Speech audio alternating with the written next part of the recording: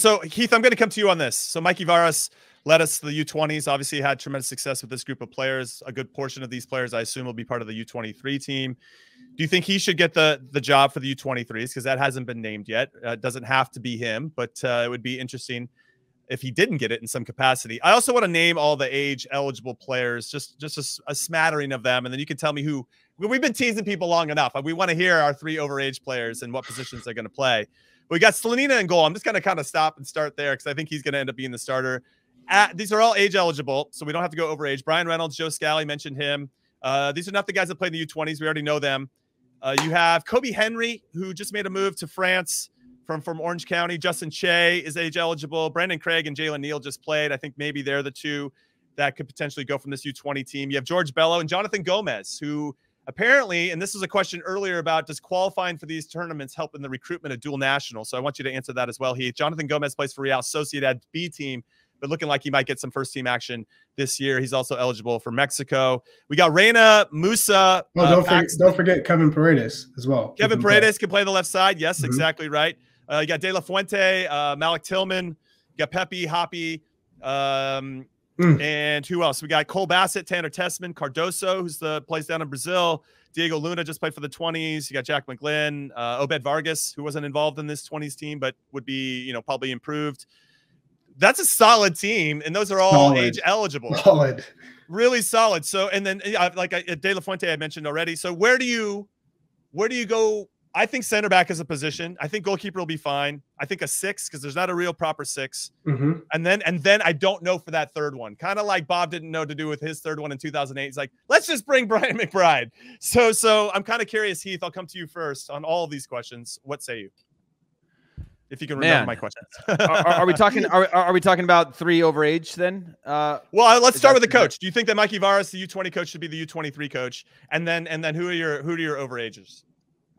Yeah, I do think so. I mean, this team looked, at least in that first half in the semifinal, the most important game that our youth national teams have played in a very long time, right? So going from the quarters where they qualify for the U20s to the semis where they qualified for the Olympics, that was probably the best performance we've seen in a long time in terms of dictating play away from home in front of an away crowd.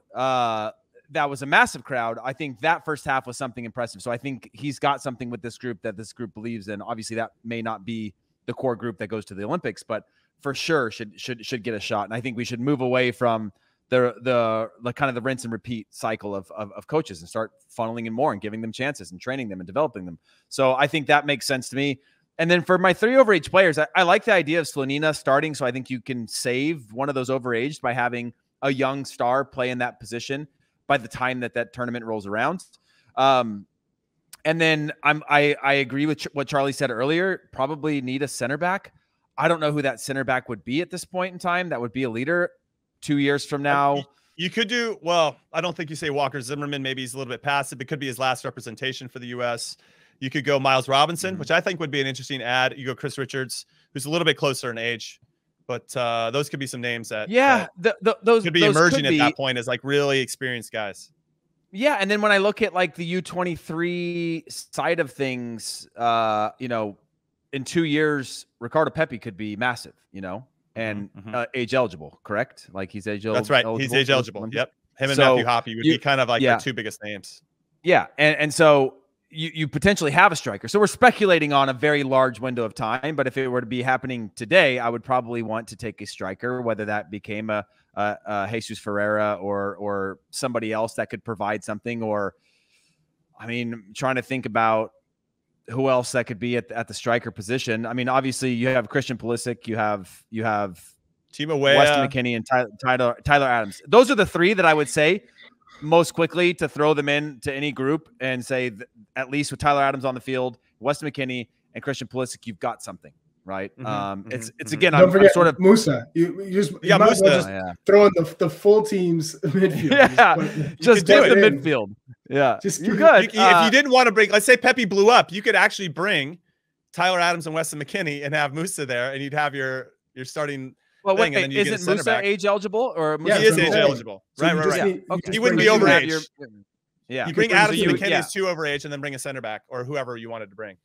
Yeah, I would still look at crazy. probably a striker. Again, I'm speculating right now because we don't have that striker who I would say they need to be in this Olympic squad, but come 24. But you have guys that could play there. I mean, Tillman could maybe go there. Paxton. Well, I would just say Pulisic. I would just say false nine. Yeah, Pulisic. Yeah. Okay. I'm not as a striker, but as my attacker. Yeah. Okay, you bring Pulisic if he's available. Yeah. Of course, that always plays into it. I think what we've come to see since 2008 is it's not the players, it's not the talent, it's the coaching that has really failed these groups of players. Not putting them in the right position, not selecting the right players at the right time, tactics. Charlie doesn't like Caleb Porter and Jason Christ.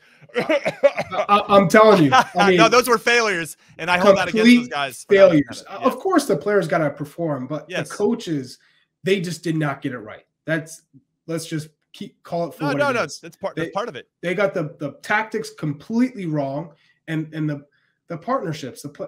Because you look at these teams, they're loaded with talent, but it only works if you put them in the right places, and you know which players are going to excel, and you know which ones are going to find and look for each other in those partnerships on the field. So I think it's going to come down to the coaching. That's really what it comes down to get this group to play at their best. So Mikey Varas is your guy, or do you go look for somebody else? I mean, why would you change it up? Well, because Tab Ramos was our U20 coach, but I guess we never qualified for Olympics when he was the U20 coach. So never mind. Keep moving. Yeah. At the moment, he's got these guys flying. Yeah. So why would you ever have someone come in who's not familiar with this group and switch it up? Well, Bob and Peter Novak took over for the Olympics, but they didn't have to, right? They could have handed it off to whoever got the team qualified. Just throwing that out there. So, well, that would be the same thing as just Greg Berhalter taking over or giving the Olympics to. He might be busy with Copa America or anything else. Who's his first assistant right now currently? I know Luchi Gonzalez is there. Would you say he's the first assistant? No, not necessarily. Because he came in. Well. It would be the equivalent of him just saying, "Hey, Lucci, you're coaching the Olympic team." Yeah, right. Which is what Bob did, right, with Peter, right? Yeah. All right. So, who are your 3 overage players then, Chuck? Tyler Adams, Christian Pulisic, and a center back. You got to be a center back. You just don't know who's going to be like. I can't give you a center back right now. You can't give a name. All right. I agree with both of you. Pulisic, I think it's going to be a center back. I just can't. I'll say Tyler Adams is a lock, and hopefully he wants to play and has got energy to do so. And with Jesse Marsh being his coach, you'd like to think Jesse would be like, hey, you know. So and then I'll go Miles Robinson. I think because he missed the World Cup this time around, I think he's going to be eager to want to prove himself. This could be a good opportunity for him to maybe regain some of that dream that he lost in some capacity. Atlanta won't go. That's probably true, right? Because they didn't let him go the last time around. That's ridiculous. I blame apparently, Bocanegra for that, no, they've literally said Bocanegra is the problem with that, which is what.